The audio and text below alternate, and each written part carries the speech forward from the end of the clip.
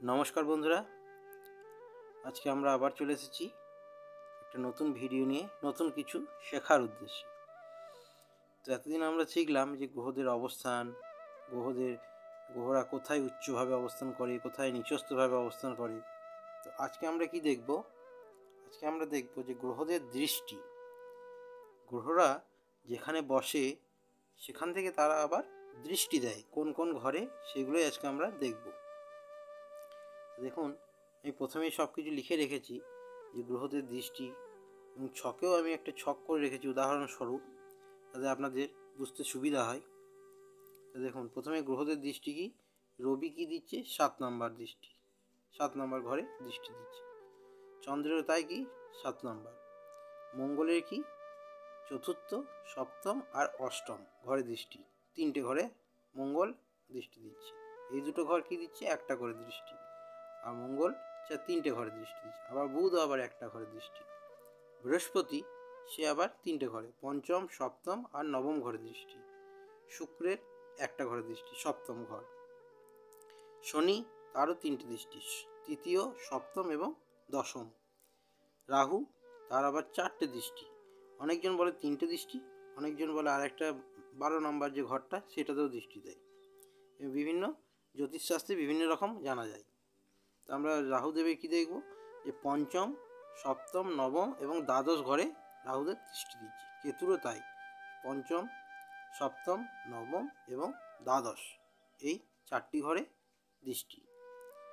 তো দৃষ্টিটা কীরকম, ধরে নিন একটা টর্চ লাইট আছে, ঠিক আছে। সেই টর্চ লাইটটা জ্বালালে যেমন সেখানটা টর্চের মুখটাও যেমন উজ্জ্বল হয়ে ওঠে, আর যে জায়গাটাতে পড়ছে সে জায়গাটা উজ্জ্বল হবে। সপ্তম দৃষ্টিটা কিন্তু দেখবেন সব ঘরেরই সপ্তম দৃষ্টি আছে। সপ্তম দৃষ্টি মানে কি, মনে করুন মঙ্গল এখানে বসে আছে, এর সপ্তম ঘর কোথায় হচ্ছে, 1, 2, 3, 4, 5, 6, 7, এই ঘরটা হয়ে যাচ্ছে মঙ্গলের সপ্তম ঘর। মঙ্গল, আমি এখানে মং বলে লিখে রেখেছি, দেখুন লগ্ন ছকে এইভাবেই লেখা থাকবে, পুরোটা মঙ্গল বা রাহু পুরোটা লেখা থাকে না, একটা করে জাস্ট অক্ষর লেখা থাকে। তাহলে মঙ্গলের দেখুন সপ্তম ঘর এইটা হচ্ছে, মানে মঙ্গল যেখানে আছে তার সোজাসুজি সামনের ঘরটা হয়ে যাচ্ছে সপ্তম। টর্চ লাইটের ক্ষেত্রে উদাহরণ দিয়ে আমি কী বললাম, টর্চটা যেখানে জ্বালানো হয় তার সামনে গিয়েই পড়ছে লাইটটা, ঠিক আছে। আবার মানুষের ক্ষেত্রেও দেখুন, মানুষ যেখানে দাঁড়িয়ে আছে তার সামনাসামনি কিন্তু চোখটা যদি দেখা হয়, তাহলে সেইভাবে চোখটার দৃষ্টিটাও মানুষের সেই সামনে গিয়েই পড়ছে, তাই তো। সেরকম প্রতিটা ঘরেরই শনিদেব এখানে যদি বসে থাকে, এরা উদাহরণস্বরূপ, এটা যে ছক তা নয়, এটা জাস্ট লিখে রেখেছি আপনাদের বোঝানোর ক্ষেত্রে। শনিদেব যে এখানে বসে আছে, শনি গ্রহ, তার সপ্তম দৃষ্টি এখানটাতে, 1, 2, 3, 4, 5, 6, 7, সপ্তম দৃষ্টি। প্রতিটা গ্রহেরই সপ্তম দৃষ্টি আছে। বোঝাতে পারলাম নিশ্চয়ই। তাহলে আমরা কি দেখলাম, মঙ্গল আর শনি। এবার দেখুন বৃহস্পতি দেব এখানে বসে আছে, তা এনার সপ্তম ঘর কোনটা হচ্ছে, 1, যে ঘরটাতে গ্রহ বসে থাকবে সেটাই হয়ে যাবে তার 1 নম্বর ঘর। যে এই ঘরে বৃহস্পতি বসে আছে বলে এখান থেকে 1, 2, 3, 4, 5, 6, 7, 8 এইভাবে ধরবো, এইভাবে কিন্তু ধরবো না। যে ঘরটাতে বসে আছে সেই ঘরটাই হয়ে যাবে তার 1 নম্বর ঘর। বৃহস্পতি এখানে বসে আছে, 1, 2, 3, 4, 5, 6, 7, এইটা হয়ে যাবে বৃহস্পতির সপ্তম ঘর। এখানে সপ্তম দৃষ্টি তিনি দেবেন। আচ্ছা, আবার বৃহস্পতি দেব যদি এই ঘরটাতে বসে থাকতো, তাহলে এই ঘর থেকে ধরতাম 1, 2, 3, 4, 5, 6, 7, এটা হয়ে যেত সপ্তম ঘর। এইভাবে আপনাদেরকে ঘরগুলো বুঝতে হবে। রাহুদেবের কী হয়, রাহুর ক্ষেত্রে আমরা অ্যান্টি ক্লকওয়াইজ যেমন ঘুরলাম, উল্টো দিক থেকে ঘড়ি কাঁটা যেদিকে ঘোরে তার বিপরীত দিকে এই ঘরগুলো ঘুরলাম। রাহুর ক্ষেত্রে কী হয়, এইভাবে ঘুরবে ক্লকওয়াইজ, মানে ঘড়ির কাঁটা যেভাবে ঘোরে সেই দিকে। রাহুদেবের কী আছে, কটা দৃষ্টি আছে, 4টে দৃষ্টি আছে, সপ্তম দৃষ্টি তো আছেই। তাহলে 1, 2, 3, 4, 5, 6, 7। রাহু যেখানে বসবে তার অপোজিট ঘরে কিন্তু কেতু বসবে, এটা কিন্তু সবসময় খেয়াল রাখতে হবে। রাহু দেব যেখানে বসবেন তার অপোজিটে কেতু গ্রহটা বসবে, কেতু যেখানে বসবে তার অপোজিটে রাহু গ্রহ বসবে। বুঝতে পারলেন নিশ্চয়ই। এরপর আমরা কি দেখব, এরপর দেখব যে প্রতিটা গ্রহের সপ্তম ঘরটা দৃষ্টি পেয়েছে, সপ্তম ঘরের দৃষ্টি একটা করে দৃষ্টি পেয়েছে, যেটা হচ্ছে সপ্তম সপ্তম সপ্তম সপ্তম সপ্তম সপ্তম সপ্তম সপ্তম সপ্তম সপ্তম দৃষ্টিটা প্রতিটা ঘরের আছে। শুধুমাত্র মঙ্গল, বৃহস্পতি, শনি, রাহু আর কেতু এদের ঘর একটা দুটো করে তিনটে করে, যার যেমন বেশি। অনেক ক্ষেত্রে কি বলা হয়, উদাহরণস্বরূপ সূর্যের আলো যখন পৃথিবীতে পড়ছে, আমরা যদি একটা আয়না ধরে রাখি আলোটার উপরে, তাহলে সেটা আবার কি প্রতিফলিত হয়ে অন্য জায়গায় পড়ছে। আবার সেই আলোটাতে যদি আবার একটা আয়না ধরি, সেটা আবার অন্য জায়গায় প্রতিফলিত হয়ে পড়ছে, তাই তো? সেরকম এই গ্রহগুলোর ক্ষেত্রে সেটাই। হয়তো জ্যোতিষশাস্ত্রের ব্যাখ্যা দেওয়া নেই, আমরাও ঠিক বলতে পারবো না, কিন্তু এটা যে প্রতিটা গ্রহের একটা করে ঘর আছে, প্রতিটা গ্রহ বলতে সূর্য, চন্দ্র, মঙ্গল, বুধ আর শুক্র, বাদ বাকি গ্রহগুলোর একটা দুটো করে বেশি ঘর দৃষ্টি দেয়।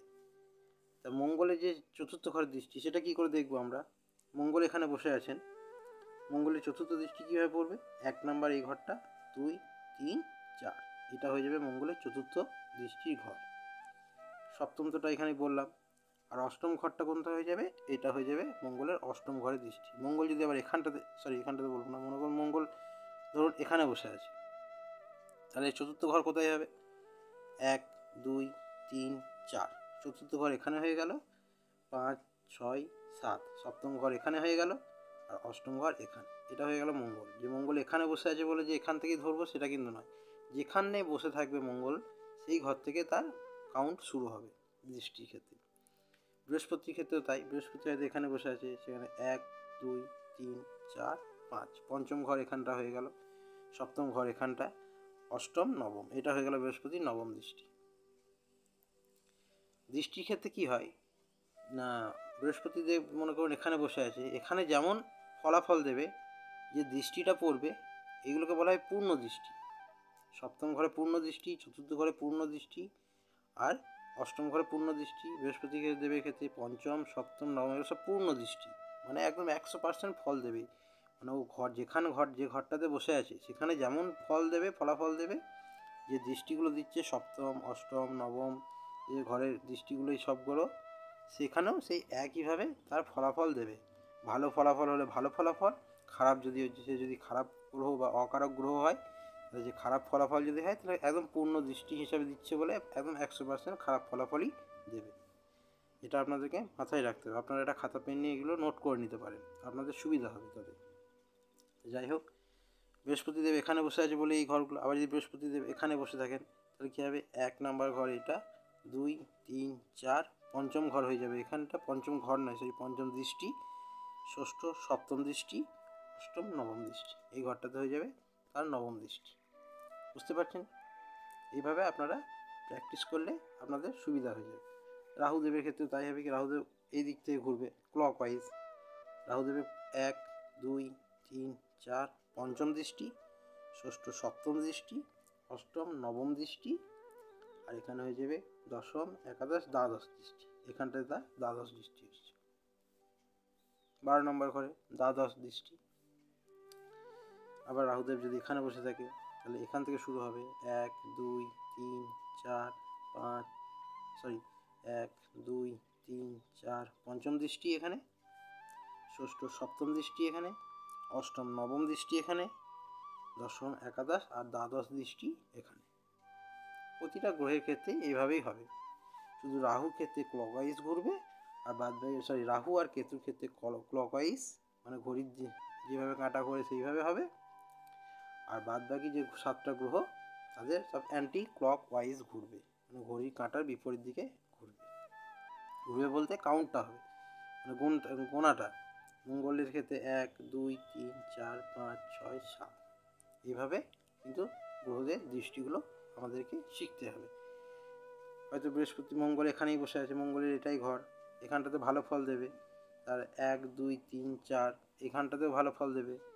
সপ্তম ঘর দৃষ্টি দিচ্ছে, এইখানটাতেও তার ভালো ফল দেবে। আর অষ্টম ঘর, এই ঘরটাতেও সে ভালো ফল দেওয়ার চেষ্টা করবে, যেহেতু তার নিজস্ব ঘরে সে বসে আছে, মেষের রাশিতে মঙ্গল। বোঝা গেল? এইভাবে কিন্তু আপনাদেরকে জিনিসটা শিখতে হবে।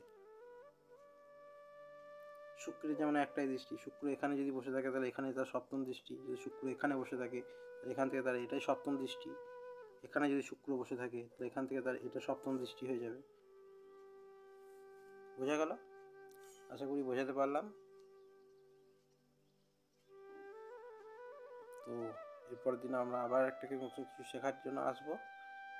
আজকে ভিডিওটা এখানেই শেষ করছি। সবাই ভালো থাকবেন। ধন্যবাদ।